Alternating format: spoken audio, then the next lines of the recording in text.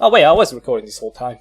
What is up, ladies and gentlemen? Today I'm going to talk about, can Yuji Itadori survive in Infinity Castle? In order to find out if he can survive or not, I will use real-life measurement as how strong can he punch, or is he fast enough to actually survive.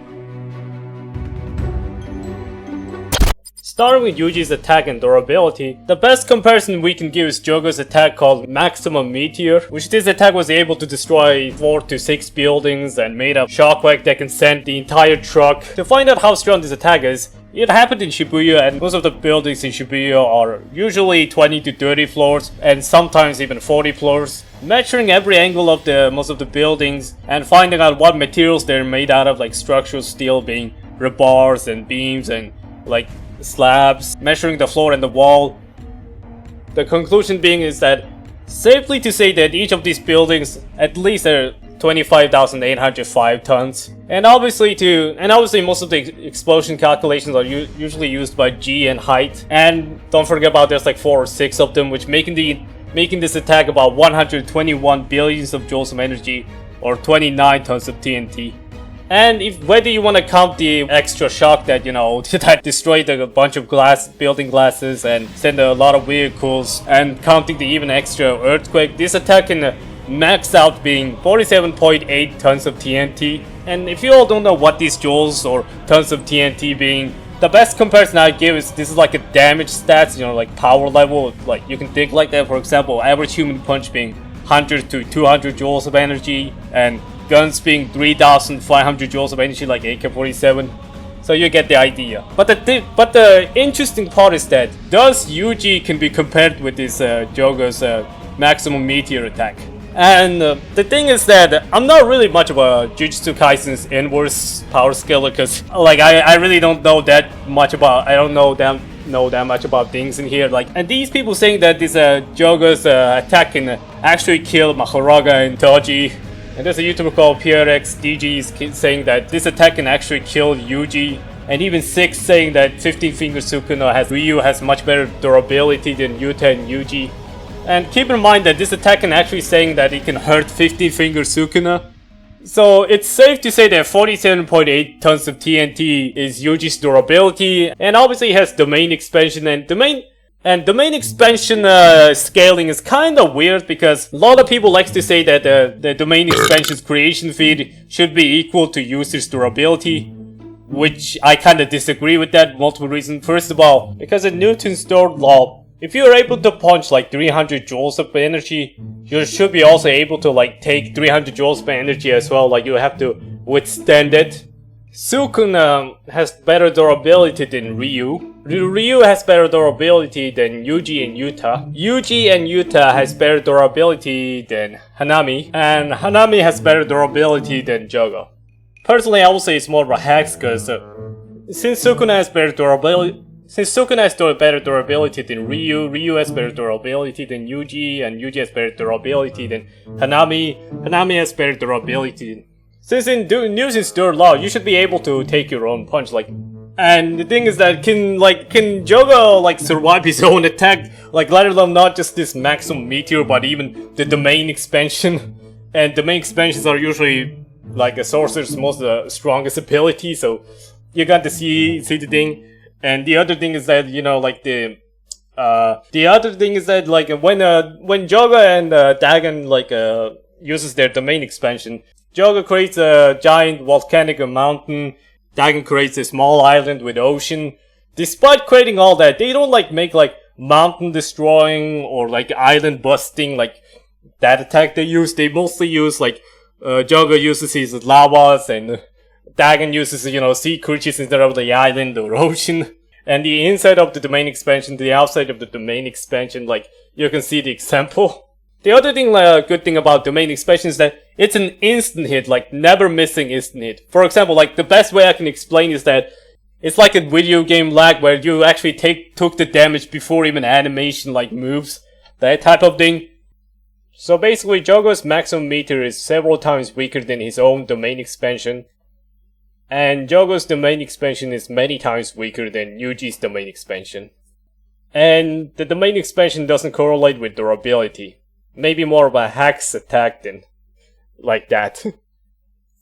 When it comes to Yuji's speed, is even more complicated than the attack and durability, because there's a character called Maki Zenin who is actually one of the strongest characters in the series, and she got attacked that was so fast that she couldn't react to it. She barely react to it. The attack speed was Mach 3, by the way, and a character that is much weaker than this version of Maki Zenin. The character that is weaker than Maki, you know, way slower, weaker, is like Megumi Fushigari, you know, like he was able to dodge guns in chapter 209.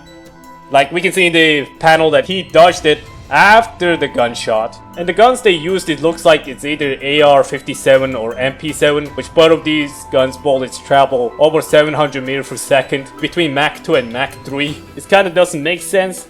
And if we like use this statement, then Yuji is like Mach 4 at best. However, there is this other speed category, and that is in the lightning era. There's a character named Kashima who uses electricity as his power. In one of his attacks as electromagnetic waves, or it makes him invulnerable to electric shock.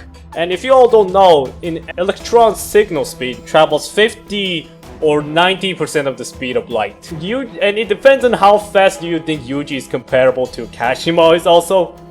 In Infinity Castle, there's 3 types of demons there.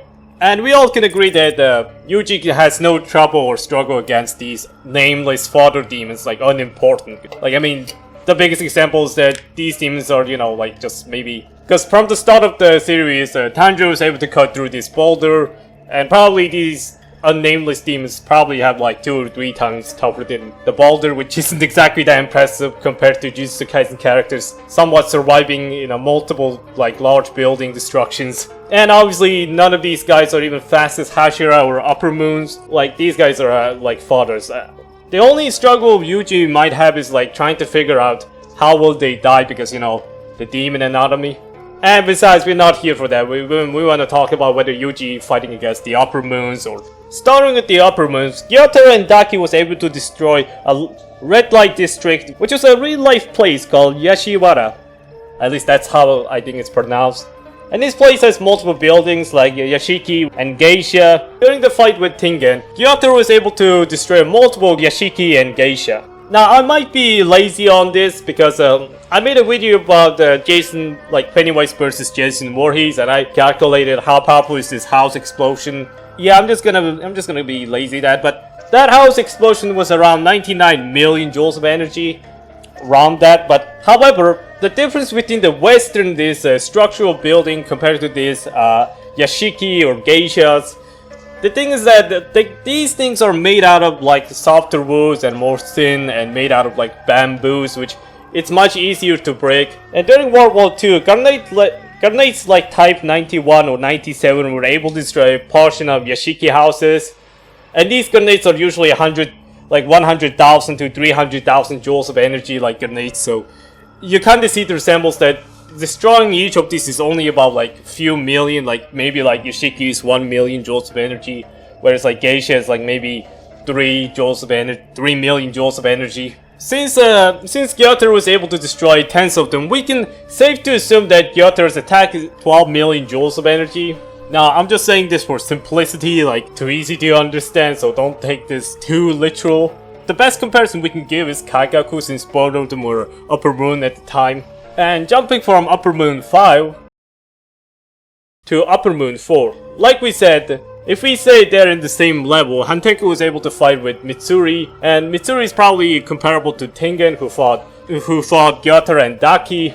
However, Mitsuri required the Demon Mark in order to defeat Hantengo, and Demon Mark usually stated to be magnitudely makes Demon Slayer stronger. Now, magnitude is not like a specific number, like it's not like Super Saiyan times 50, not like that times. However, majority of the times, this usually used as like 10-fold or 10 times in majority time. And honestly, we have no other choice but to use it. Meaning that the Upper Moon 4 are in the range of 112 million joules of energy. Although Nakime is more of a defensive and not like an attack type, but still. And jumping from Upper Moon 4 to Upper Moon 3, Akaza, the best comparison we could give is Giyu, and Giyu considers to be superior to Mitsuri, or better, or stronger. And the way, I don't really know, we don't really know how much better he is. So for now, let's just say 1.5, which makes Giyu 180 million joules of energy. And Akaza was slightly stronger than Giyu, Mark Giyu. You could say he's about 180 million to 200 million. Dama is kind of a weird, because the two characters he fought was not really much impressive, and honestly, he's even worse than Nakime and Akaza when it comes to his feats. Despite being strong, despite being Upper Moon 2 who ranks higher. Let's just say he's above 210, and coming to everybody's favorite, the Upper Moon being Kokushibo, or at least mine. Now, Kokushibo is interesting because he was stronger than Saname and was comparable to Gyame at first. Saname and Giyu are really comparable with each other, and Gyame considers to be stronger and superior to Saname, which he was if you read the manga or seen it. And let's just say he's about 1.5 times stronger, which is about 270 million. And probably base Kokushibo is around there, maybe higher since he was tossing more damage to Gyame. And second phase is kind of weird because he was able to overpower both of them at the same time, and even let both of them require to Red Blade. And also Red Blade is also another power-up type, but we don't exactly know how much it is. We could say 2 times because they clinched with each other. Yeah, we have no other choice but to use 2 times, guys. Meaning that, and he was still stronger than these two. By the way, even after Red Blade, Demon Mark, and teaming up, Kokushibo was still stronger and it's safe to say that he's at least 900 million joules of energy. And we don't exactly know how powerful his final monster form is. We could have potentially said he's probably stronger than his second form. And now to the final boss and the strongest demon in the series, Kibutsuki Muzan, King of the Demons. Now Muzan was able to overpower all these characters at the same time, even some of them had Red Blade, which we potentially could say over 2 billion joules of energy. Which, by the way, I'm just saying this for simplicity. You all don't have to take this too literal. And Hack's ability is that there isn't much Hack's ability other than precognition or seeing through future. They don't really have that much Hack's ability other than Dama and Muzan having a Venom, and Akime can let you teleport or send 2 stabs that can reshape the platform. Also, some people say that this Dama's ice statue is town level attack that can destroy a small portion of the city, which isn't. This is no near to be, let alone city block level. When it comes to the speed, similar to how Jujutsu Kaisen, Demon Slayer has 2 types of speed measuring, and those are speed of sound or lightning speed. Starting with the speed of sound, we have a character called Tengen. He usually considered to be the fastest Hashira at running, not in combat or reaction. He said he can run so fast that not even the sound could catch up to him. And he has the ninja bombs that can slash without even exploding it. These ninja bombs are powered by gunpowder, which the explosion traveling is around the speed of sound, or maybe slightly slower than the speed of sound. And Tengen is much faster than his bombs. He can slash and move. And depending on who you ask, this some people say this is Mach 2 or 2 times faster than speed of sound, Mach 3 to even up to Mach 10. And obviously other Hashiras should be faster than Tengen when it comes to combat and reaction time. And they can boost their speed with Demon Mark. And obviously characters like Kokushibo and Muzan are just way faster than these Demon Marked Hashiras. And the lightning statement is basically almost the same. In Demon Slayer Season 3, Mitsuri was able to fight with the Hantengu, and Hantengu is one of the attackers called Thunderbolt. Even though the word thunder itself is not actually the lightning or the one you see, other than that Hantengu did strike her with the lightning, you can actually see the lightning bolt, the lightning strike. And Mitsuri was able to dodge that in her base form without even Demon Mark boost. And it's just basically the same because, Mitsuri and Tengen are pretty comparable with each other. Just switch the sound with lightning and it's this. Now we know their stats and abilities. How the fight will go. Despite Yuji being 1000 to 100 times stronger, he cut out one shot, for 2 reasons. One, each one of these demons are 10 to 100 times faster than him, and the demon anatomy is that they're immortal and can fight endlessly due to their... Even though Yuji is a really tough, and he has a curse technique, and he has a reverse curse technique, he still will run out of cursed energy, he will still get tired soon enough. There's only 3 ways to kill the demons, and those are the sunlight being the most effective one, a custom sword that is made out of rare materials, and the wisteria poison. And can Yuji Itadori use this? Well, the answer is... well, let's talk about it. Starting with the wisteria poison, first thing is that does he know how to kill these demons? And second of all, did he bring it? And third of all, is he smart enough to use it? These wisteria poisons are also not just poisons to the demons, but also affects the humans negatively. And obviously special medical trained people can use it, like Shinobu and others. So we can definitely say Yuji cannot use it. What about the sunlight? The problem is that it's Infinity Castle where Nakime changes the position of each room where sunlight can't go through it. And the final and most likely he could probably use is Nichiren Blade. However, there's multiple things we have to consider. First of all, does Yuji know how to use, is Yuji skilled enough to use the sword? Is he a swordsman? Because majority of the weapons he uses just his bare knuckles and, legs. And maybe sharp blades and knives. Using a short blade and a long blades are different thing.